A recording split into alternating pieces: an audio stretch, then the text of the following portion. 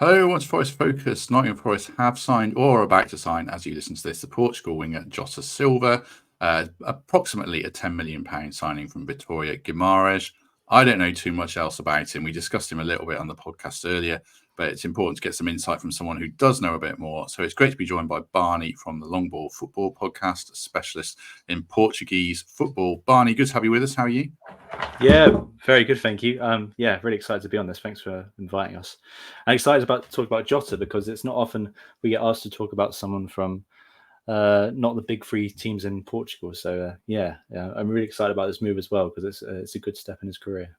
Well, I look forward to hearing more about him and what you think about him and how it's going to go. Most importantly, at Forest, tell us a bit about your podcast first of all, because it's pretty niche. You don't sound Portuguese, so No. How did it come about, and what do you do?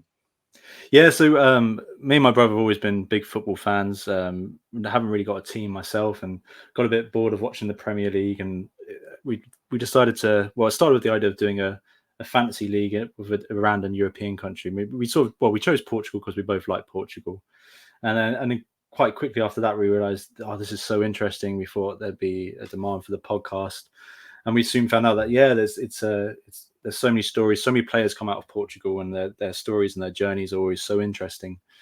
I think we just like giving voices to some of those smaller teams because everyone's aware of like Benfica and Porto and Sporting, seen them in the Champions League and that. But there's so many other clubs with so many interesting histories, and also there's a lot of talent as we're about to discuss from some of these other teams. So we just wanted to give a voice to them in English because I'm thinking about learning Portuguese. My brother Albert, who does the podcast, is learning Portuguese, but it can be quite hard to get anything in English. So yeah, that's how it started, really. I suppose, as you say, we've all heard through the Champions League and playing, Football Manager and stuff like that of Porto, Benfica, Sporting, Braga a little bit to an extent, but we don't know too much about the Portuguese league itself. If you were rating it against the English tiers, would it be bottom end of the Premier League? Would it be Championship level? How would you sum it up overall? Yeah, I think about this quite a lot. It's the thing is, I think, not to compare it to the Scottish League in terms of standard, but in terms of the way that there's a few big teams who dominate and then the rest are quite far behind, quite significantly so. And that seems to have got worse over the last few years as well, since we started doing this podcast. So I would say generally, top end of the Championship. I think if Sporting, Benfica and Porto came into the Premiership, they do pretty well. But the other teams, there is quite a drop off from that standard. So yeah, probably Championship, maybe a lower end of the Championship for the rest of the teams. I know he plays for Vitoria, but he has broken into the Portugal squad in this calendar year. So he's obviously a talented guy. Just give us your thoughts in general before we drill into some specifics about the deal. Was it one that surprised you that he's coming over or not? It surprised me in the sense that I expected him to make that step to one of the bigger teams in Portugal. There was lots of rumours about it throughout this season with him doing so well. It seemed like the logical step in terms of him progressing his career. But I was pleasantly surprised to see the interest from Forest, particularly in the Premiership. There was rumours about teams in Italy, I think, and Greece. Never too concrete, but the fact that Forest are coming from is really exciting. I think we've seen a few players in recent years move to the Premiership. So Chiquinho, winger from Estoril, moved to Wolves, but it's been back on loan. I think it's great to see that clubs are looking at the rest of the Portuguese league for talent, because the general journey of a player is to go to the big three and then get a move after that. They never do sort of jump ship early. So it was a bit of surprise, but I'm also really happy for him because I think he's certainly earned it. How much do you rate him then? Because it seems like he's had an okay career until this season, and it's been a breakout. Is it a flash in the pan, or should we be really excited about him? No, I think you should be excited about him. I think the international call up earlier this year was justified. Portugal's sort of been struggling for those out and out winger positions, and I think he was a really good option. He can play on both. I think he was unlucky to not get to the Euros. Chico Conceição from Porto sort of got that place, as it were. a left-footed right winger rather than Jota, who'd been sort of playing as a right-footed right winger. He really is taken the league by storm this year, and his journey's been so interesting because it's not the typical journey of young talent in Portugal. More often than not, they're playing for Benfica's B team, Porto's B team, and then they get that opportunity in the first team. He hasn't come from that, which I think has made him that bit more interesting, that bit different, and it's worked in his favor. He grew up, he came through in some of the district leagues in Portugal there, so it's only recently that Portugal have had 3 leagues. It's usually just the first league, the second league, and then it sort of splits off into district leagues, similar to the National League in England. So he came through that. He got a move to Casapia in the second division, where he did very well, which earned him the move to Vitoria. And the reason I think this is important is because he's quite a unique, well, I think a fairly unique player in Portugal, in the fact that he's that bit stronger, that bit more. He hasn't been playing B team football. He's been playing like men's football, and he's that bit stronger. He's got that physicality, got that pace, and I think that's really helped him in why he's done so well at every stage of his career. He was a great player in the third tier, he was a great player in the second tier, and in this season he was a fantastic player in the top tier. I was looking. I watched the dreaded YouTube highlight reel, and he scored lots of different kinds of goals, lots of different assists, popping up in different areas of the pitch. And I look on transfer marks, and it tells you what position he's played in each game. And there's a lot on the right, a lot on the left, some attacking midfield. It looked like he finished the season playing as a striker as well. You said about being an out-and-out winger. Is that his best position? He's kind of a makeshift striker if needed? No, I think I said that because I think at his best and most exciting is when he's taking on players, which he's very good at. But what I think the reason he did so well this year is his Vitoria, who he was playing for, ended up, they were playing with 3 players in the forward line at one point, but they ended the season with just 2, and that was him and another winger come striker. And when he was in and around the box and getting closer to goal, I think that's when we saw him at his best. His finishing on both feet was excellent. There's a phrase I learned recently when reading a few articles about him, translated from Portuguese to English, which is that his left foot is not just for getting on the bus. He's good with both feet, and it's different goals as well. He was getting in dangerous areas in the box, getting on the end of crosses. He really we saw that his capability in terms of finishing, which I think can get better as well. In his previous club, Casapia, in the second division, when he had another excellent year in terms of numbers, he was playing left wing, cutting inside, and I think he had a lot of joy in that. But I think that's probably one of his strengths, and possibly why Forest were so interested, is because of that versatility. Because he can play.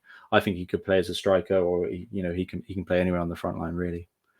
One thing I wanted to ask you about as well, because he's 24, he's broken through a bit later on. How close is he to his ceiling in terms of untapped potential? Do you think, playing in the Premier League against consistently probably better players, unless you're playing the really top teams, training with probably better players as well, will that kick him on even more, hopefully? Yeah. So, I think the manager for Vitoria this season, who came in about October, November, Álvaro Pacheco, who's a bit of a cult figure in Portugal. He's most famous for wearing a flat cap like the Peaky Blinders, but he's a really good manager, and we've seen him at smaller clubs previously sort of really bring on players. He got a team called Vizela promoted to the top division, and there was a couple of wingers in that team who were absolute stars. A player called Kiko Bondoso, who's similar to Jota, never played for a big club, worked his way up the leagues, and he was excellent under Álvaro Pacheco. I think Álvaro Pacheco is what's really has made the Jota so good this season. That sort of not elite level coaching, but really good coaching, and so I think that can be even better. I think that he's got a bit more direction. He could be really good. He's got a lot of obviously natural talent, and as I said, he's always keen to take someone on, and we can see that. But when seeing him this year and sort of the tweaks he made when he sort of came from out on the wing more centrally, and seeing how many goals he was getting then it was really good to see. So I think he's, and as we've said earlier, getting that call to the international team as well. I think he's always making those steps, and he's always seems comfortable going to the next step. He scored a goal in the Conference League qualifiers last week as well. So even in Europe as well, he's been able to make that step up. So I personally think he's got quite a bit more to offer. And I'm hoping Espirito Santo can do that, and that I think that's a good factor. The fact that he's going with a Portuguese manager, that's surely going to help him with that transition, and I've got real high hopes for him. Yeah, there's a lot of Portuguese speakers in the squad as well. So we've got a few Brazilian lads. Ilanga speaks Portuguese as well. I know Nuno makes them speak English in the dressing room. I mean, I don't know if you know. Do you know if he speaks English or not? I guess most Portuguese players do. I don't know off the top of my head. Actually, I've never seen him speak in English. But yeah, it's generally in Portugal, it's like the second language. So I imagine he has some knowledge. And just in terms of adapting, there's always generalizations that, Diogo Jota's come over here and done amazingly. The striker who went to Wolves, is it Fabio Silva? Fabio Silva, yeah, he was the striker from Porto. Who's done really badly. But then going the other way, Gyökeres has gone over and absolutely smashed it. I mean, is there any predictions on how he'll adapt quickly into... Is there a difference in physicality between the styles of play as well in Portugal and England? There certainly is, yeah. But as I mentioned, I think one of his strengths is his physicality. I think Chiquinho, who moved from Estoril to Wolves, is a good comparison because he struggled. He didn't make an impact, had a couple of failed loan moves.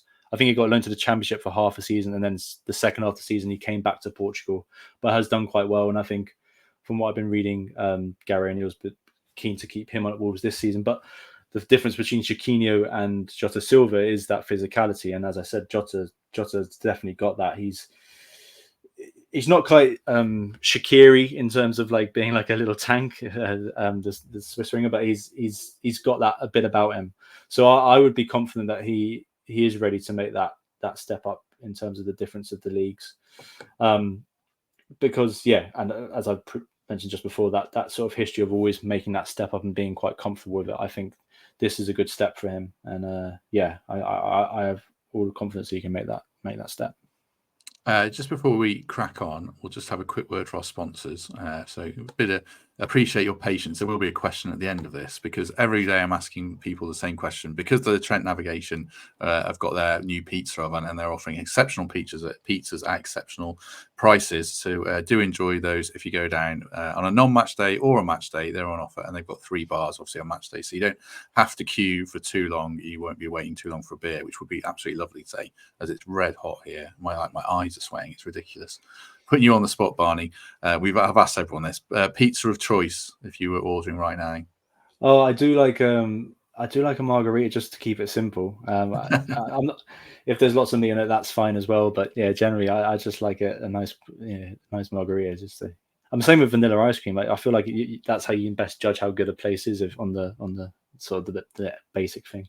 So yeah, I'd go margarita for that. A lot of people have given that similar answer. I think if a margarita is good if it's good quality. But I'm waiting for someone to say something mental would be a really an interesting answer. A friend of mine, there's a pizza place in the park, and it's like you can get 3 courses for £7, so it's nothing special. But they do a really good bolognese pizza. But they've discovered that bolognese pizza with added anchovies works really well. That's a bit salty for my taste, but interesting. Yeah, I'm not a fan of it myself, but yeah, interesting. A couple more questions on Jota Silva before we let you go then. Again, I was looking on Transfermarkt and it's really not a good indicator, but his goals and assists last season all seem to come against the non-big 3 teams. I think he scored against Porto and might have had an assist against one of the others, but generally he smashed it against the less teams. Does that mean he's a bit of a flat track bully? Is it a red flag or not? No. It's I think that's more of a reflection on Vitoria as a team and how far behind they were. The other teams, they play with 5 at the back generally. And I think Alvaro Pacheco, the manager at the time, was sort of going along the line of keeping it tight and maybe getting a goal if he can. I think the performance against Porto was actually quite a standout one in the season, because it was that Vitoria got the win. It was basically the nail in the coffin for Sergio Conceição, the Porto manager, who left at the end of the season. They had a really bad year, but it was quite a moment for Vitoria, who was at one point were getting really close to Braga in fourth place, and there was a talk of Vitoria potentially going that leapfrogging them and getting the Europa League spot. So no, I don't think he's a flat track bully. I think it's just, there's so many other factors in terms of those games against the big teams, and some managers like to sort of try and grind out results. Some like to go for it and then can get really punished. But no, I think to sort of add a bit more to that, I would say the rumours about him moving to Benfica and Porto have been concrete all season, and I think that's a reflection of how he has performed generally within the league, and all those teams sort of feeling he was ready to make that step up. I think Sergio Conceição himself has even talked about how good a player he was, and I think, if in all honesty, that's where I thought he would be going next. But of course, Conceição left at the end of the season, and that never materialised. But no, I think in big games, I think he has made an impact, and he's been a standout player generally. There is one really. I was trying to think of Portuguese wingers in the Premier League currently, and I think there is one really good one in Pedro Netto at Wolves, who's linked with Liverpool, Arsenal, really on mega money moves. Is he a little bit, if we're without being disrespectful, is he a little bit behind Netto in his development, or is he? Would you say he's as good as him? Perhaps a little bit. I think the comparison to Neto is quite good in terms of player profile. I would say the one that really the best comparison, I think, and it's not just because of the looks, is Grealish in terms of that sort of player. That joke's been made in Portugal, but actually, if you look at the stats, they are quite similar in that sort of the way they play. No, in terms of development, I think it's I really think, and going back to what I said earlier, that it's more a question of the players he's around and the coaching he's around. I think that's really going to be a ceiling is those factors, and I think he could get up there with Neto, because they're both really good finishers, right? And I think and despite the sort of not being the tallest players, they're really good physically, and it's when they get into the box and the spaces they find in the boxes when they're at their most dangerous. So I think Neto is a good comparison, and I think he can get there. Yeah, I saw him score a couple of really good headers as well, and strikes from outside the box and low crosses and all. Yeah, he looks like he's got a bit of everything, which is really good. Just lastly, on the international call-up, I suppose there's always this thing with clubs from smaller teams in lots of countries. There's a bit of snobbery around them. It's harder to break through. I think we see that in England. The Forest fans would argue about Morgan GibbsWhite should be in the squad. Does that happen in Portugal? Was he kept waiting a little bit for his international call-up, or is that not really a thing there? No, I think it was. I think it came at the right time. I think he really